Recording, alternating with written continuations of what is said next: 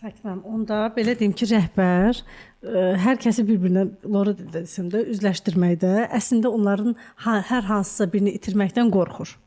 Qorxduğu üçün onları üzləşdirmir. Yox, sahibkar elə zənn edir ki, bu mənə gəlib arxadan məlumat verir, bu yaxşı bir şeydir.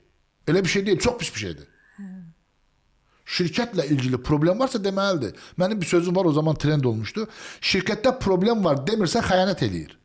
Deyirsə hizmet edir, deyip çözüm verirse şirket sizi cihad edir. Bu önemli bir sözdür.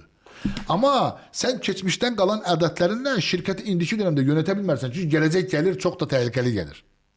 Evvel nəqdin çok idi, indi nəqdin yoktu. İndi nəqdin yoktu. Sabah neyin olmayacağı belli değil. Belki məlumatın olmayacak, bazardan silineceksen. O yüzden dünen, bugün, sabah bize her şeyi ispat edir zaten. Yani benim dediğim üzleştirme şeffaflık anlamındadır. Sen şirketin inkişafını istersen de kimin ne danışacağını üzbeüz koyarak bu birbirinize günahlandırın değil, birbirinizin düşman olun değil. Şeffaf idarətmə edək. Şirketin mənafeyine çözümler verin. Arkadan danışmanın mənası yoktu. Ben şirketin çoxunda bunu görmüşəm. Bir çox uğursuzluğu özlerine bağlayan yönetici görmemişəm. İlla başkasından ötürü olub bu. Ona göre de idarətmədə psikolojik amil çok önemlidir. Şeffaflık çok önemlidir. İletişim kurmak çok önemlidir. Bunun elimde de yeri var zaten. Ben bugün bir tane sahipkara dedim ki şirket işçiden ağıl gözlürse şirket ağılsızdır. 10 illik şirketsen sen ne ağılı gözlürsen? Bakıram ki mevcut müşterini itirmişsen. Sen bunu kimden ağıl gözlürsen? Gözleyebilmezsen. Senin 10 illik müşteri bazanı sen gitgide itirirsense hansı işçi sana gelip bunun ağılı verebilir? Sen müşteri analiz eləməmisən. Müşteri ziyaret eləməmisən, müşterinin qapısına getməmisən, müşterinin dəvət eləməmisən, müşterinin problemlerini dinləməmisən.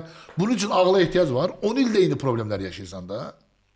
Şirket müşteri ağlını, yani şirket ağlını istifadə eləməlidir.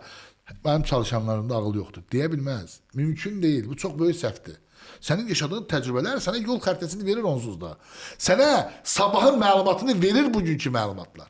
Hansı sahipkar ki itirir, o ərazidən xəbəri yoxdur. Onun müşterilerle diyalogu yoxdur. Bunun için ağla ihtiyac var mı? Ağla ihtiyac yoxdur bunun için. Bunun için sadece aktif olmağa, koordinasiya qurmağa, şəffaf tələb etməyə və satış komandasına kimdirsə məsulkar, gedin müşterini ziyarət edin, mənə məlumat verin deməyə ehtiyac var. Yüzlerce hesabat forması var, mənasızdır. Dəqiq hesabat forması yeterlidir. Her şöbə özünə göre hesabat forması çıxardı, mənasızdır.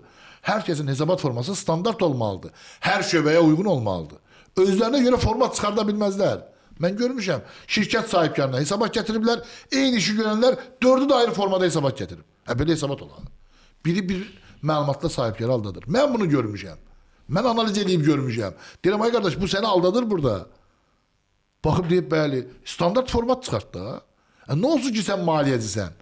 Mənası yoktu. Yani o yüzden biraz Amerikanı keşfetmeye ihtiyaç yoktu valla. Yani çok böyle qeyri-adi cümleler demeye ihtiyaç yoktu. İndi demək istəmirəm. Böyle Kitap cümleleri. aman ne bileyim ne. Yok kitap cümlelerdi bunlar onsuz da. Bunlar onsuz da kitapta var Aytak Hanım. Şirket ağlı var kitapta. Var bəli. Çalışan məmnuniyyəti var. Daxili xarici müşteri var. Müşteri ziyarəti var. Bunlar var. Bunu onsuz da eləyir insanlar. Ama bunun davamlılığını, şeffaflığını təmin eləmə nöqtəsində problem var. Bu böyüyə də daxildir, kişiyə də daxildir. Hamısına daxildir.